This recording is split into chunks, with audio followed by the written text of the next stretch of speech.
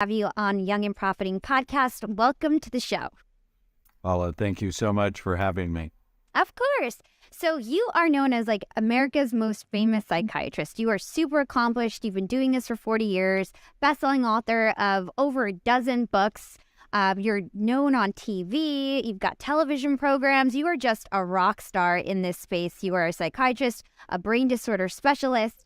So let's talk about trauma. What does trauma look like in your brain? So I actually published a couple of very large studies. So at Amen Clinics, we have 9, soon to be 10 clinics around the United States. We do brain imaging work. We think you should actually look at the brain before you go about messing with it. You know, too many people are being put on psychiatric medications, and no one's actually ever assessed the organ of behavior, which is your brain.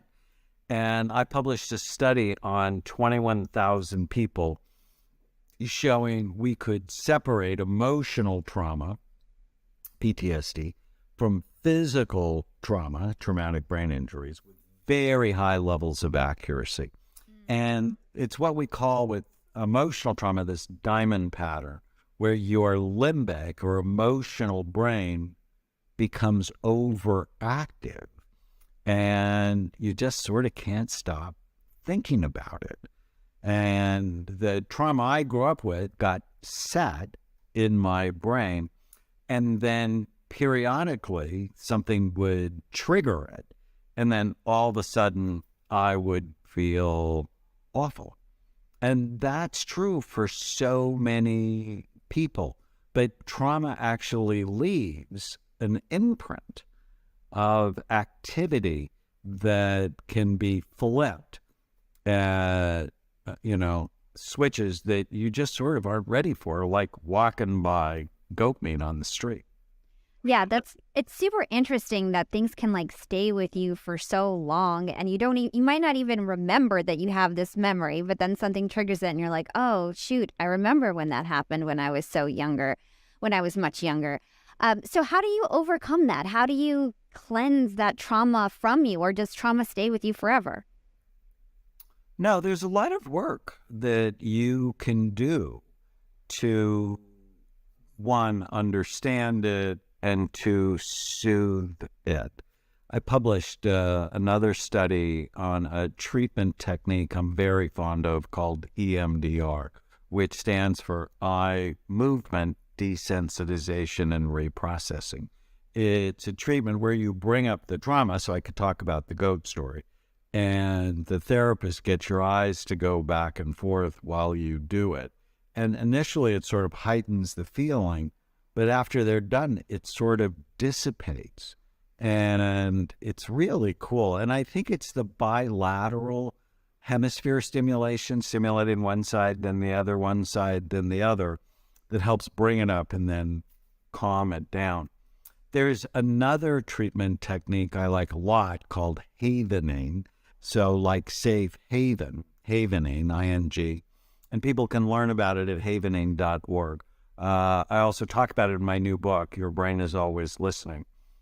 And I remember shortly after my dad died last year, I'm like in my mom's house a couple of days later. We're just going through papers, and some idiot put a picture of my dead dad in the mortuary in a random stack of papers. And I remember going through it, and then I saw it, and it was like somebody just, threw hot water on you. And it just upset me like the rest of the day, what idiot would do this? And I noticed the picture bothered me. Well, I help people with this problem. And so I did havening, and havening, again, bilateral hemisphere stimulation. So it's either you stroke down from your shoulders to your elbows, or you stroke your face, which during the time of COVID is probably not a good idea, or rub your hands like this. And so you bring up, so I noticed later in the day, okay, you're obsessing about this. So you think about it, and I just started havening. And you do it for 30 seconds, and you rate it like on a scale of 1 to 10 how upsetting it is. It was like a 9. And I'm still very sort of raw from my dad died. But after 30 seconds of havening, I noticed it was sort of like a 4. And after doing it, so you do it like up to 6, 7 times. After the 3rd time, it didn't bother me. And then after I did it a couple of more times, it became my favorite picture because it was the last picture of my dad on earth and he was at peace. And so there are lots of ways. Some people use tapping. Sometimes people use hypnosis, which I'm a big fan of. The trick is do something that helps rather than do things that hurt, right? Mm-hmm. There are fixes that fail. Marijuana, alcohol, ice cream, being angry, randomly dating to just sort of soothe the hurt you have. I like it. I wrote a book once called Feel Better Fast and Make It Last. What are the strategies we can use that help us now and later versus now, but not later? Yeah, I love that havening thing. It's so funny. I want to just clear something up. So my dad died May 2020, which is why I'm more over it than I think your dad died May 2021. So my dad died died May 2020. Oh, your dad died May 2020. Okay. Yeah. I just wanted to be clear. No, I'm still... You're still fit. Yeah. You know what? It's funny that you just talked about the havening thing because that's actually going to really help me because unfortunately, my dad died in the hospital and we weren't allowed to visit him.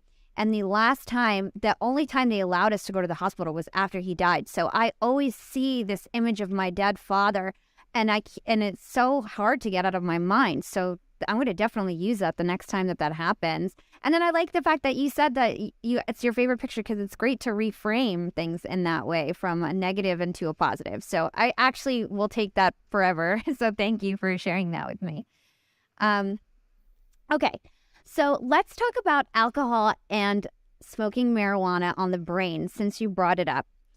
Talk to us about your research with SPECT scans and what your perspective is on marijuana and the brain, because marijuana is getting legalized everywhere.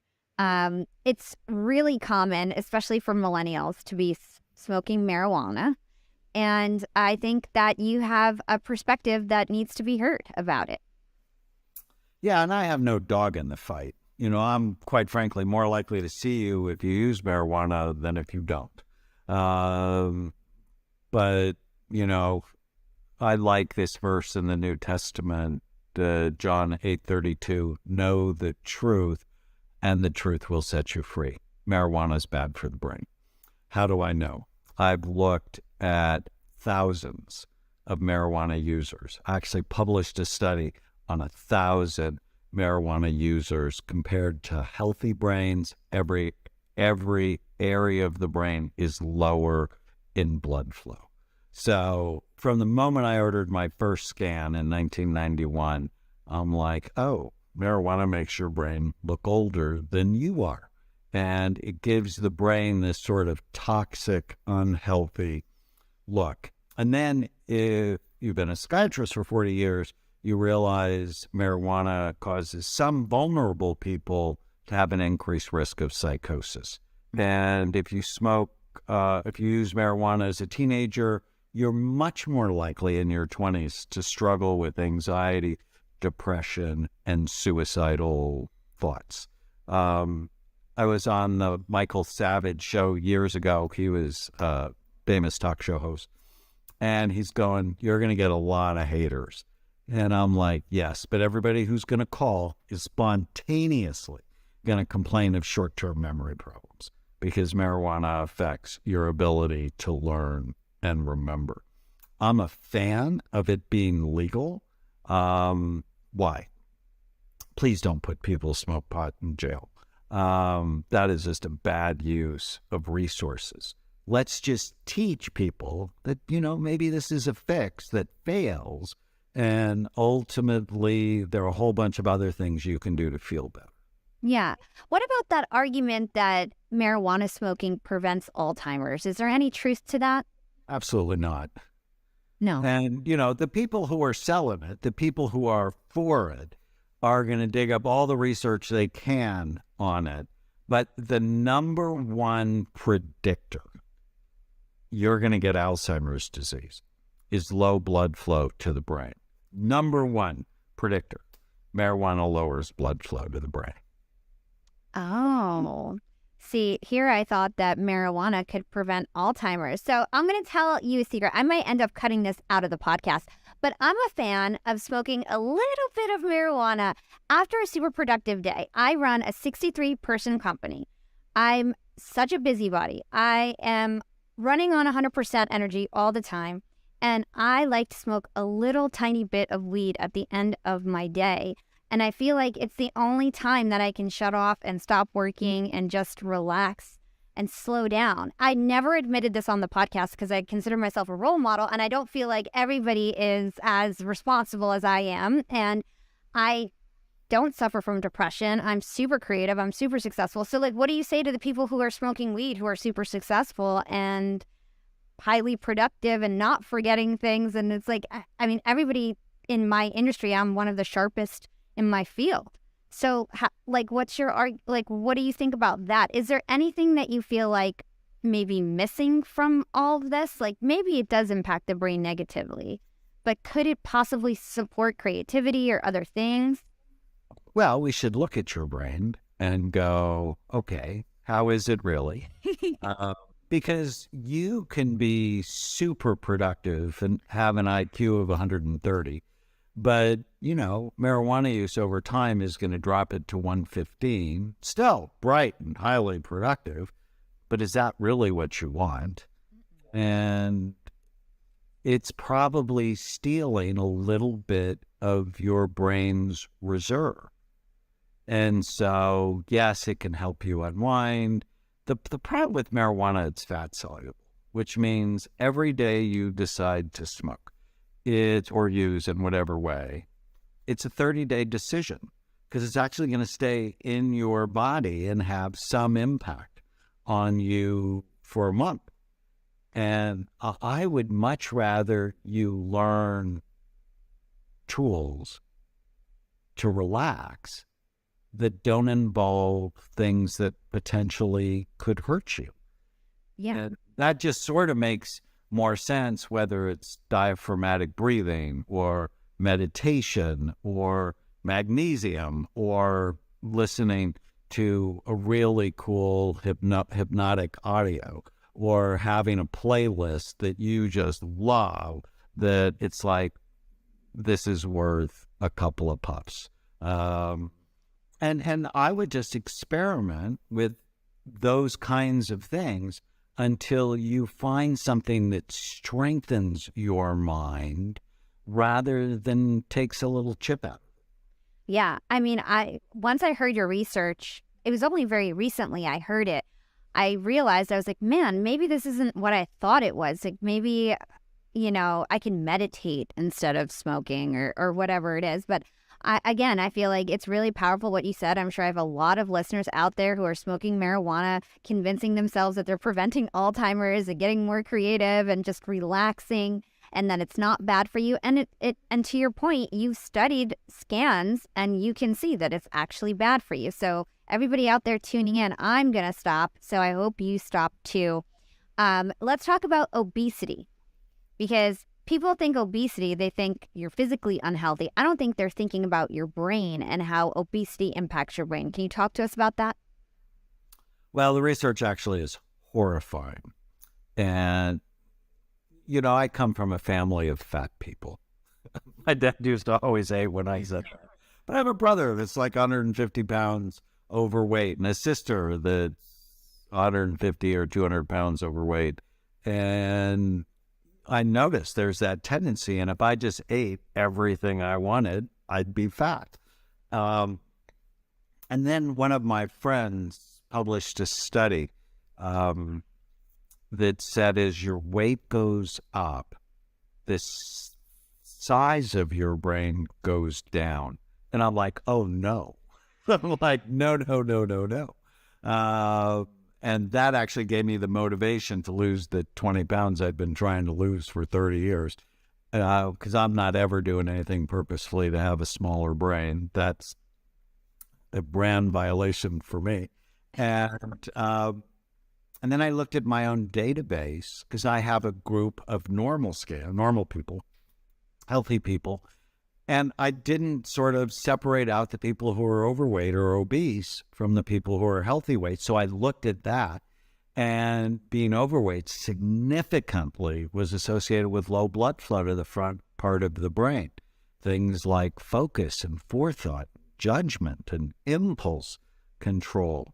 And then I was doing a big NFL study at the time. I looked at my NFL players who are overweight versus healthy weight. Again, low blood flow. And then I coined a term called the dinosaur syndrome, big body, little brain. You're going to become extinct. We need to get serious about this. And then last year I published a huge study on 35,000 scans and found there is basically a linear correlation. As your weight goes up, the function of your brain goes down everywhere. And we're in trouble with 42% of us 42% of us obese in the United States, 72% of us overweight. This is the biggest brain drain in the history of the United States. Plus, I have a mnemonic I like. If you want to keep your brain healthy or rescue it, if it's headed for trouble, you have to prevent or treat the 11 major risk factors that steal your mind. And we know what they are, and the mnemonic is called bright minds. Well, if you're overweight, you have 6 of them. Just being overweight, because the fat on your body, if you're overweight, it lowers blood flow. We just talked about that. It prematurely ages the brain. Fat cells increase inflammation, and everybody now knows that if you're overweight or obese, it increases your risk of dying from COVID-19. Fat cells store toxins. They change hormones. So the N in Bright Minds is neurohormones. It takes healthy testosterone, which is important for men and women, and turns it into unhealthy cancer-promoting forms of estrogen. This is a bad thing. And then the D in Bright Minds is diabetes, high blood sugar, more likely to have if you're overweight or being overweight. So we need to get serious. And being too thin is not good for your brain, right? Your brain needs nutrients, but we need to stop supersizing things. And, neuromarketers are winning. And they brag about it, like with Lay's potato chips. I don't know if you remember, but they used to have a slogan, bet you can't eat just one. It's they're addictive, and we thought about how to make it that way. Or they put super cute women with Carl's Jr. burgers. And these women aren't eating these burgers, but it's that unconscious connection that if I eat this cheeseburger, Catherine Webb is going to want me. No. She wanted the quarterback for the Alabama Crimson Tide. She's not going to want you if you keep eating those burgers. Yeah, it's so funny because people don't really think about food and its impact on your brain. But to your point, it's super, super strong. Let's talk about dragons. So in your new book, you talk about these dragons that are coming from our past, haunting us today. What are these dragons, and what are some of the dragons that you have from your past life? So as I was writing, Your Brain is Always Listening, my new book, I initially thought, well, your brain listens to the food you eat and the news you listen to and the social media you follow. And then I'm like, your brain also is listening to the past. And I have a friend, Sharon May, who uses the analogy of dragons in her couples counseling. And I'm like, I wonder what dragons I have. And so together, Sharon and I came up with 13 dragons. And, to one degree or another, we all have a little bit of them. But people have primary and secondary dragons. My primary dragon is the abandoned, invisible, or insignificant dragon. And I wasn't abandoned, but I was invisible, being one of 7, third. Completely not special in a Lebanese family, being the second son. And, it sort of hurts sometimes. And I built a life based on being significant. I love helping. And when I don't help, that dragon will sort of breathe fire on my emotional brain. And so, I have to be careful because I can't help everybody, right? You sort of have to want to be helped for it to work, right? Not everybody is actually a good candidate to get psychiatric help. The second one I had, the inferior flawed dragon. So I'm smaller. I was like the smallest kid in my class. And that was sort of hard. And then being second, and then being Lebanese. I grew up in the San Fernando Valley, just north of Los Angeles, where there was a high Jewish population. And there was always that sort of conflict in my family and in the neighborhood. And being Palestinian, you sort of understand here in the United States, sort of most people take Israel's position. And we're like, there really is another side to this story that very often in the U.S. doesn't get told. And so there's also the anxious dragon, the wounded dragon, the whole goat story, the responsible dragon.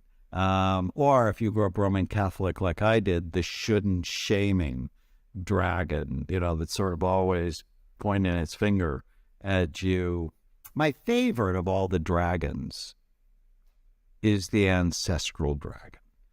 That's where the issues you have, they're not yours, that you inherited them. They actually got written into your genetic code. And I just think now about civil war in Syria and all those children that are being traumatized. Well, that trauma is being written in the genetic code. So when they have babies, the babies are more likely to struggle with anxiety, more likely to have issues with post-traumatic stress disorder. And if you think of, being Palestinian or Lebanese, there's a lot, or Israeli, there's a lot of trauma in our family history that is part of our genetic code. When you think of the whole Black Lives Matter movement, there's generations of trauma. But they're not special, right? Being Palestinian, you understand that, it's not just one group. Virtually every country around the world has its issue with repressed people. And even after the repression, may be better, there's still the trauma that can live through generations. There's also another of the dragons I've been thinking about lately is the death dragon.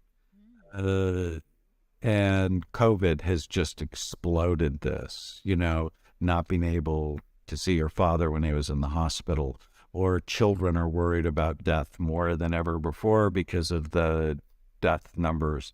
And one of my fun strategies, so each of the dragons, where did they come from? What's the upside? Because all of them have an upside. How do you fix them?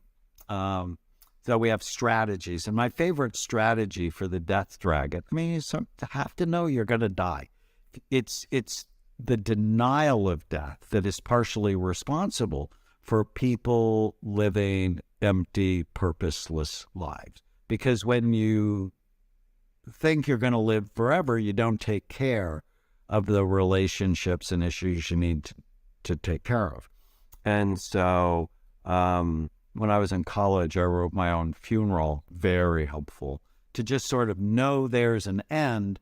So if there's an end, I need to make today important. I need to make today special. And one of my favorite techniques is to actually list 10 good things about dying. And living in near Los Angeles is I'll never have to drive in LA traffic again. These people are seriously crazy. I won't have to go to the dentist. I hate going to the dentist. Got my teeth cleaned 2 weeks ago, and it's like, why are you poking my gums with this sharp metal object? So just sort of looking at what's good about it takes some of the sting out of it. Yeah, I love that. You know, it reminds me of something that I spoke with Robert Greene, and he taught me about the law of death denial. It's very similar to what you're talking about right now. And I love how you put some strategies in place, like writing your own funeral or writing 10 things down that is good about death, because it can actually be the greatest motivator. Death can be the life's greatest motivator. I totally agree. In the outro, I will list all of your dragons and give everybody a great overview of that later on. And you guys can go to knowyourdragons.com for a free quiz if you want to find out what your dragons are. All right, let's talk about another animal or insect, and that's ants. What are ants, or ants? Tell us about that. Automatic negative thoughts, right? Automatic negative thoughts come into your mind and ruin you. And it's sort of shocking that you can get out of high school or college or have an advanced degree, and no one ever taught you not to believe every stupid thing you think. There's actually no classes in managing your mind. And I came up with the term ants about 30 years ago. I had a really hard day at work. I had 4 suicidal people, that's a lot, in a day. I had 2 couples who hated each other and 2 teenagers who'd run away from home. And at the end of the day, I came home, I was worn out, and I had an ant infestation in my kitchen. And currently I'm battling ants in my house. So I just know how irritating they are. When I was cleaning them up, I'm like, ants, automatic negative thoughts. Because, you know, when you're in medical school, you have to learn so much. You're always using memory tricks to remember things. And I'm like, my patients are infested. And the next day, I brought a can of Raid ant spray to work. And I put it on my coffee table, and I said, I'm going to teach you how to kill the ants. And the kids, because I'm also a child psychiatrist, just loved it. And then I went to Pier 39 in San Francisco near my office, and I got an anteater puppet, and then subsequently I give away these little anteaters, because you don't have to believe every stupid thing you think. And whenever you feel sad or mad or nervous or out of control, write down what you're thinking. And then ask yourself whether or not it's true. I don't know if you were any good when you were a teenager talking back to your parents. I was excellent. But no one ever taught me to talk back to myself. That if I have a thought, I'm no good. I mean, it just came out recently. I love Naomi Osaka and how she's been so public with her struggles. And she's getting ready for the U.S. Open. And she came out with, I am never enough. I am never good enough. And I'm like, no one's ever taught her to manage her mind. And I've been blessed. You know, I came out last year. I've been Justin Bieber's doctor for a long time, and Miley Cyrus. They had exactly those same thoughts. And no one had ever taught them. It's like, you don't have to believe every stupid thing you think. That you can learn to manage your mind. And I have another fun technique called give your mind a name. So it's based on a concept called psychological distancing. You can distance yourself from the chatter. And I actually gave my mind the name of Hermie. Hermie was my pet raccoon. When I was 16, I actually had a pet raccoon.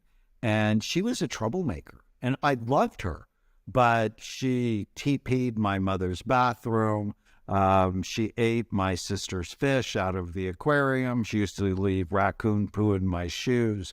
And she's just like my mind. All of a sudden, my mind will pop up with these terrible thoughts.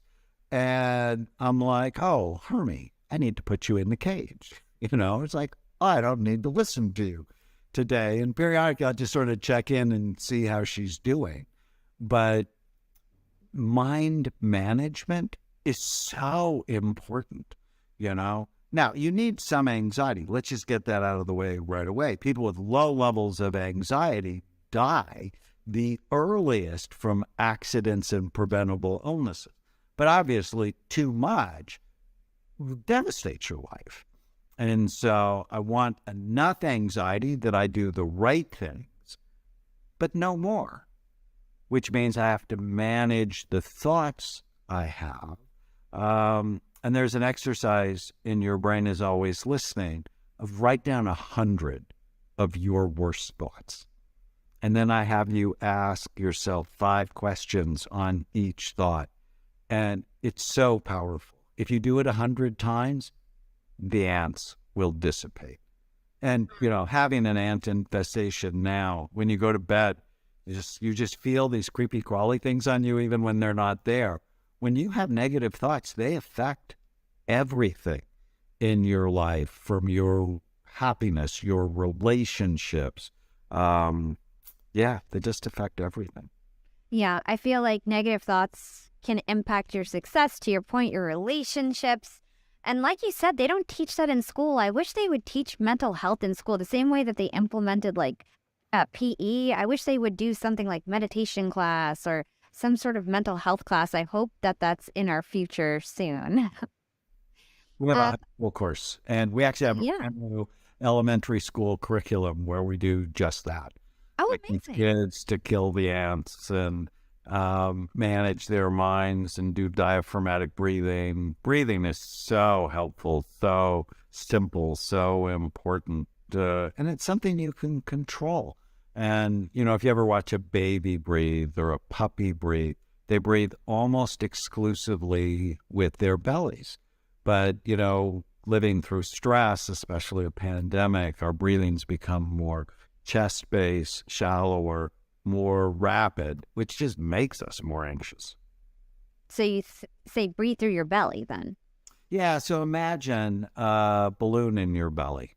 And when you breathe in, blow it up. So let your belly get big, which means for women, never wear tight clothes.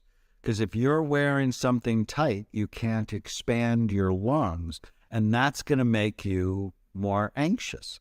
And having 5 sisters and 5 daughters, that this is, I'm like, no tight clothes. And it's like, oh, but I want to look skinny.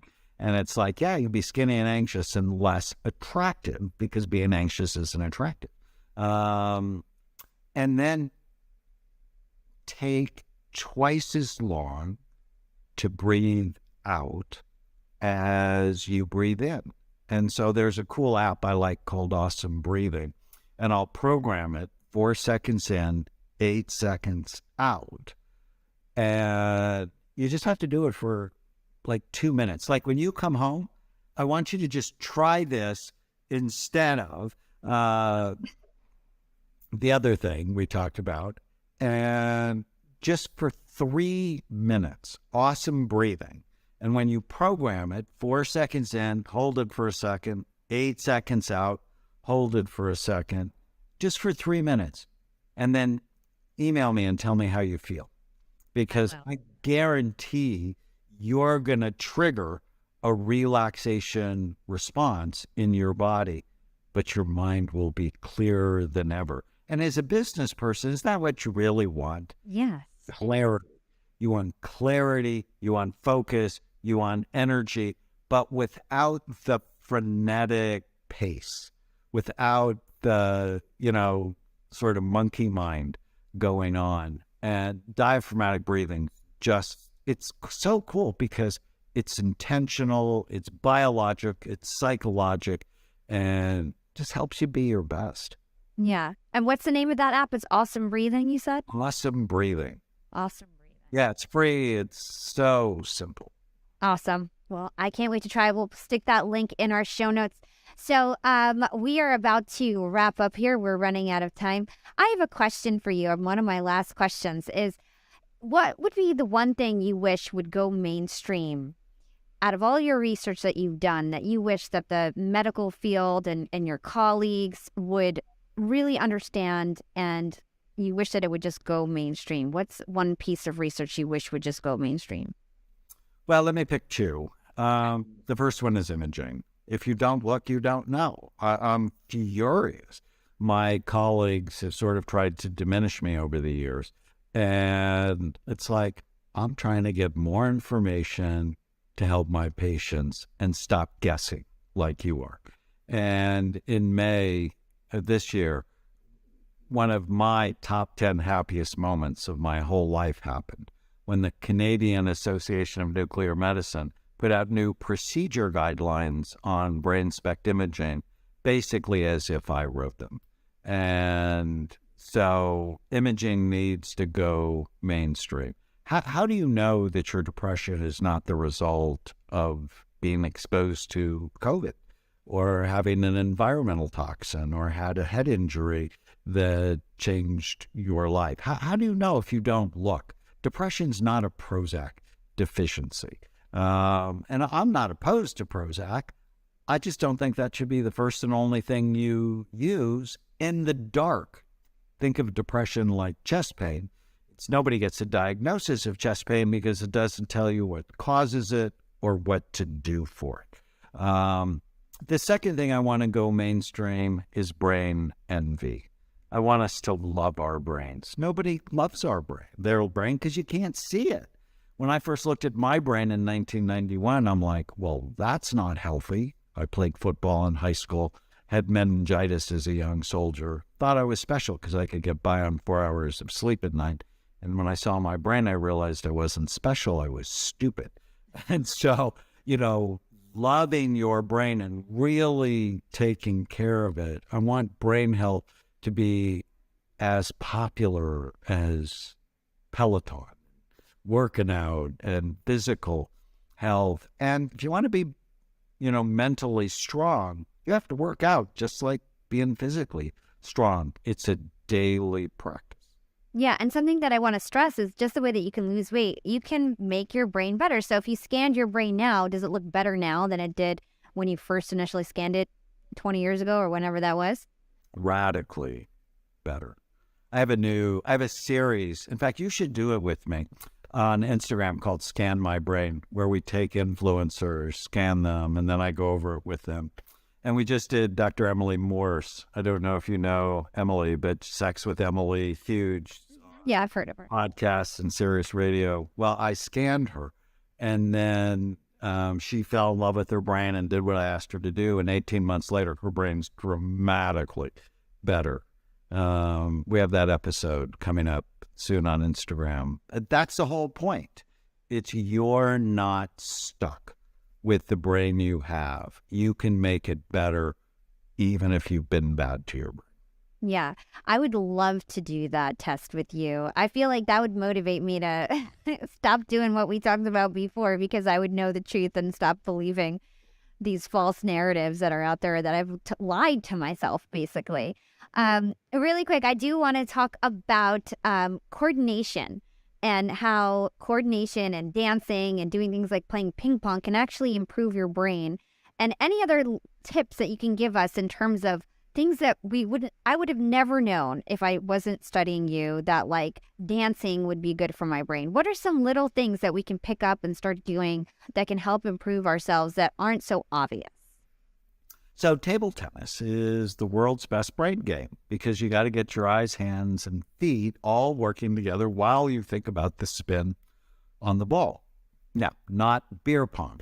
It's like dancing is amazing because it's a coordination exercise, but not if you're drinking while you're dancing. So the cerebellum in the back bottom part of the brain has half the brain's neurons. Cerebellum is Latin for little brain. It's involved in coordination, but so much more when we activate that with coordination exercises, people think better. They actually make better decisions. So being involved with coordination exercises on a regular basis is great for you. Yeah, I think just any physical activity, I can correlate from when I started becoming successful was when I started going to the gym. Like literally, I feel like it changed my mind. It changed the way that I thought. So doctor, I do want to be respectful of your time. The last question I ask all my guests is, what is your secret to profiting in life? So in 1986, I wrote a book called The Sabotage Factor, all the ways we mess ourselves up from getting what we want. And the number one hallmark of self-defeating behavior is blaming other people for how your life turns out. So I take responsibility, and responsibility is never blame. It's just my ability to respond to whatever situation comes my way. So it starts with that, and then it goes to, what do you want? Clarity, clearly defining what you want: relationships, work, money, physical, emotional, spiritual health. I have an exercise called the one-page miracle. Write it out. And write what you want, not what you don't want, right? Focus on negativity will bring more negativity in your life. I think if I had to go, so why have I been successful? Because I'm responsible and I have clarity. And I stopped caring what other people think of me. There's a rule I love called the 18-40-60 rule that says when you're 18, you worry about what everybody's thinking of you.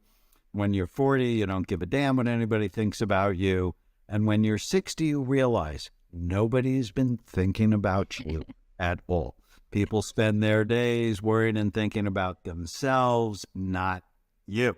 So do what makes you happy, as long as you can support your family. Right? There's people go, oh, do what you love. And it's like, as long as you can support your family is an important caveat to that. And I think that, and brain health, because I love my brain. I'm 67. I have the same energy I had as when I was 30. I have the same mental clarity. I just have a lot more experience and wisdom. I love that. This was such an excellent conversation. Where can our listeners go to learn more about you and everything that you do? So they can go to amenclinics.com. So Amen, like the last word in a prayer, clinics.com. They can also follow me on Facebook and Instagram at Doc Amen.